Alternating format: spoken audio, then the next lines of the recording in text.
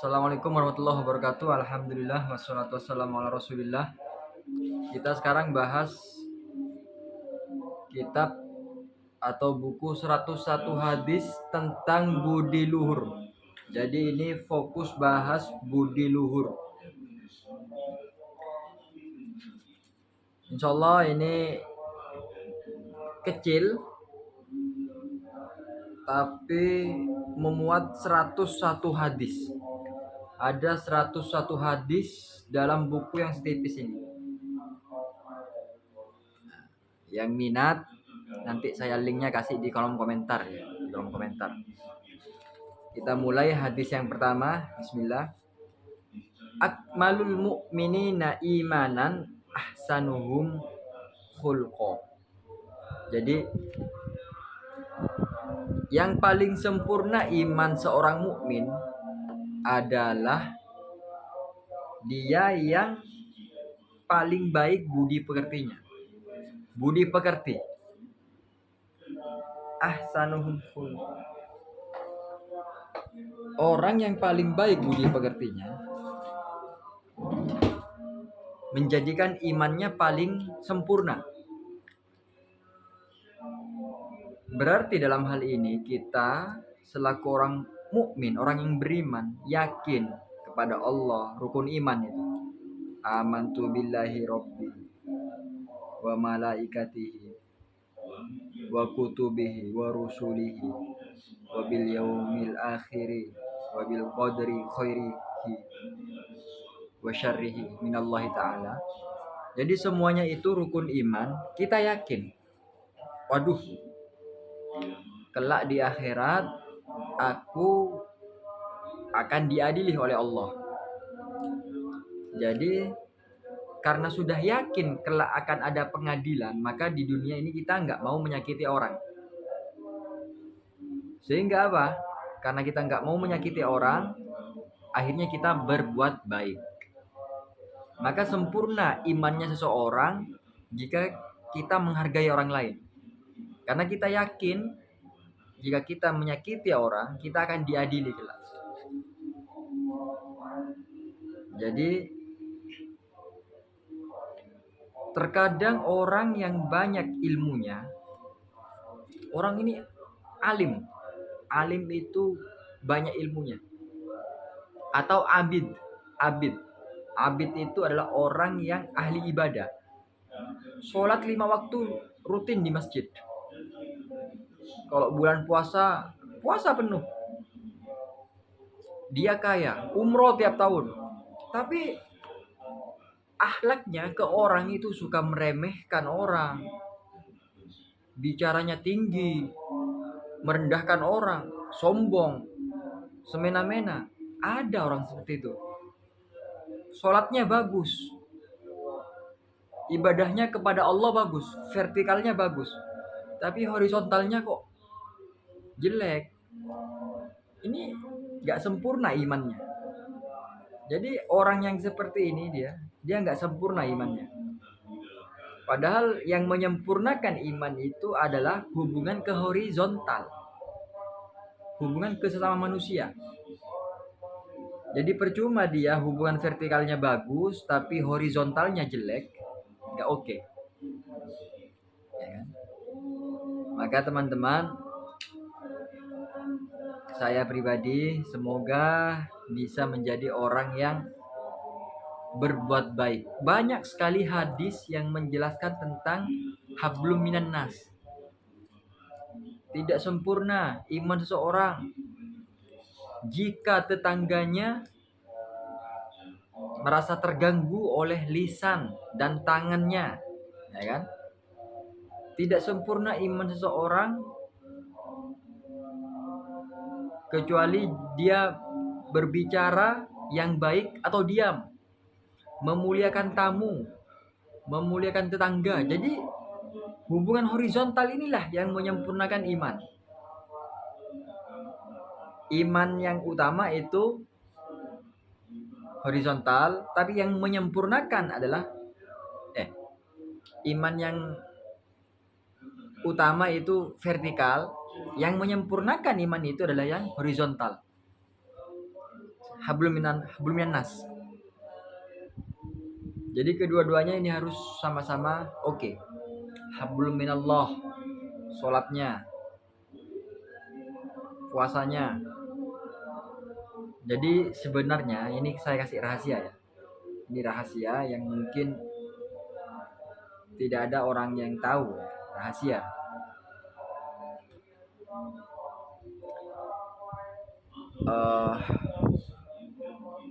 Amalan vertikal kita itu sebenarnya hanya untuk kita sendiri. Sholat untuk perisai, puasa untuk tameng kita kelak di akhirat.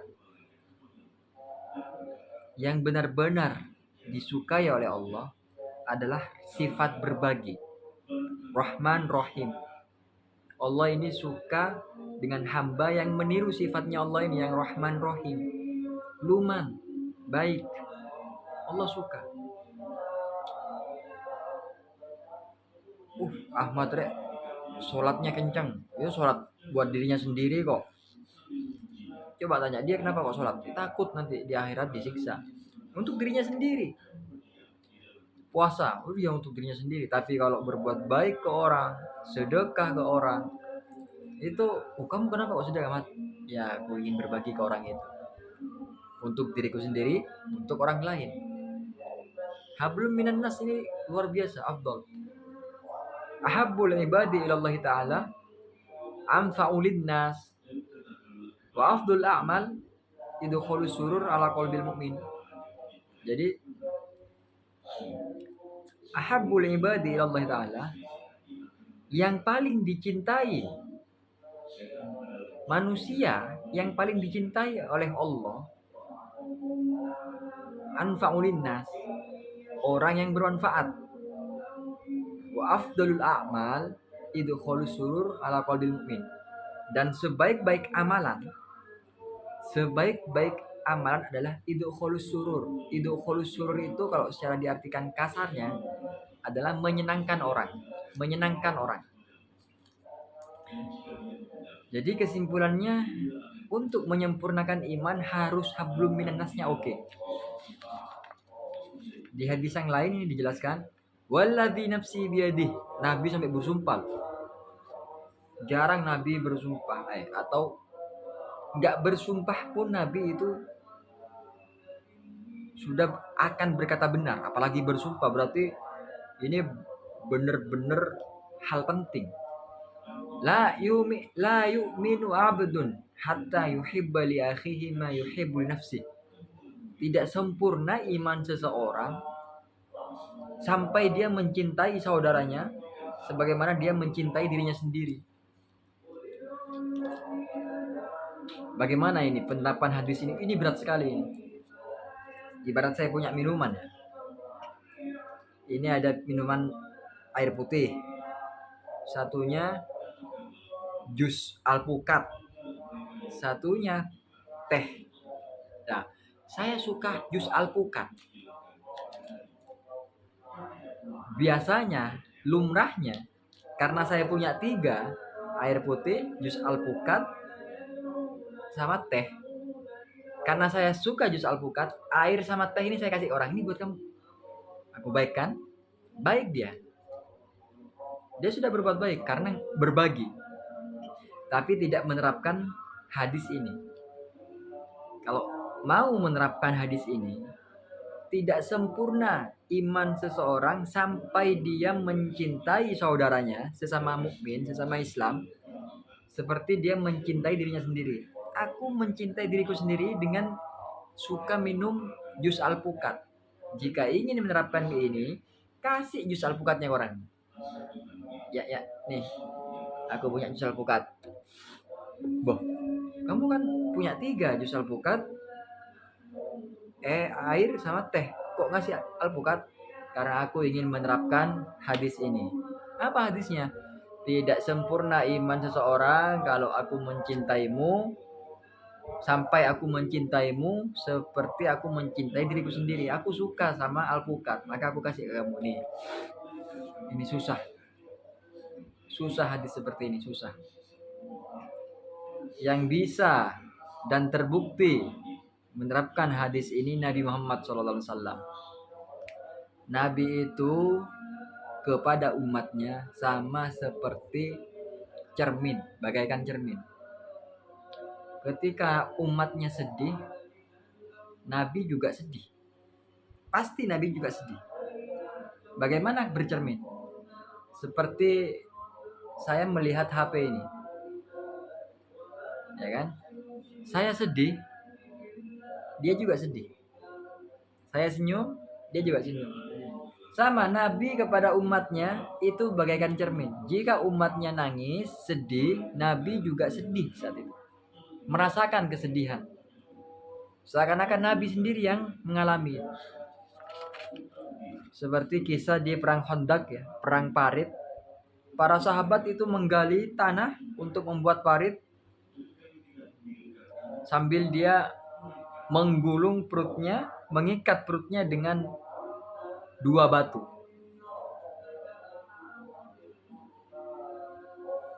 Nabi mendengar bunyi krek loh. Bunyi apa ini? Ini bunyi apa? Sahabat dibuka, ya Rasulullah maaf, saya lapar. Ketika dibuka ada 2 batu. Lalu Nabi senyum, ini aku ngikat juga, batuku 3. Sahabat mengira sahabat udah paling lapar dengan mengikat perutnya dengan 2 batu. Tapi Nabi juga mengikat 3 batu. Lebih lapar Nabi. Ya. Para sahabat, muridnya Nabi ini, santrinya Nabi Muhammad SAW, banyak yang menerapkan hadis ini karena mereka sangat cinta kepada Nabi. Man ahya sunnati faqad ahabbani wa man ahabbani faqad ma'i fil jannah. Siapa yang menghidupkan sunnahku, siapa yang mengamalkan sunnahku, dia berarti cinta padaku. Siapa saja yang cinta padaku, maka dia akan bersamaku kelak di surga. Jadi para sahabat ini menerapkan sunnah-sunnah. Seperti termasuk sunnah yang ini. Mencintai saudaranya sebagaimana dia mencintai dirinya sendiri. Ada sahabat, saya lupa namanya, di perang, beliau sekarat. Sudah sekarat dia. Tapi belum meninggal.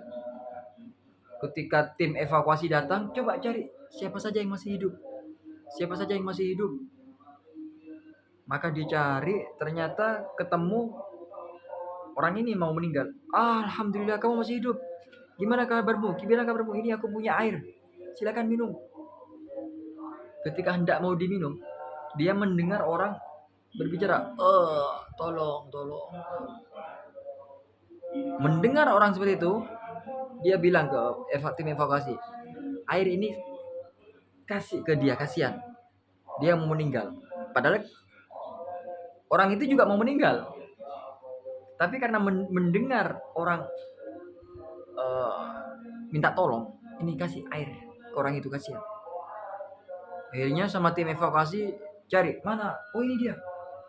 Disamperin, mau ngasih air, ternyata orang yang ini juga mendengar orang lain yang minta tolong. Mau diminum, oh ada orang yang minta tolong. Kasih ini air itu ke dia. Akhirnya 2 orang ini, yang pertama meninggal gara-gara mendahulukan orang lain. Ini keren ini. Dia mencintai saudaranya seperti dia mencintai dirinya sendiri. Siapa sih yang gak mau minum di saat sekarat? Tapi dia rela berbagi yang dia sukai ke saudaranya. Sangat berat penerapan hadis ini ya. Tapi semoga kita bisa menerapkan hadis-hadis, paling tidak akhlak-akhlaknya Nabi Muhammad SAW kita terapkan. Insya Allah menjadi pahala bagi kita. ya kan? Semoga saja kita bisa menjadi umat yang konsisten mengamalkan hadis-hadis pilihan yang sudah kita tahu. Paling tidak kita sudah punya beberapa hadis, lalu amalkan. Gak masalah meskipun punya hadis 1, hadis 2, yang penting amalkan. Karena lebih utama orang yang mengamalkan meski satu hadis daripada orang yang tahu ribuan hadis tapi nggak diamalkan, ya kan? Semoga bermanfaat. Assalamualaikum warahmatullahi wabarakatuh.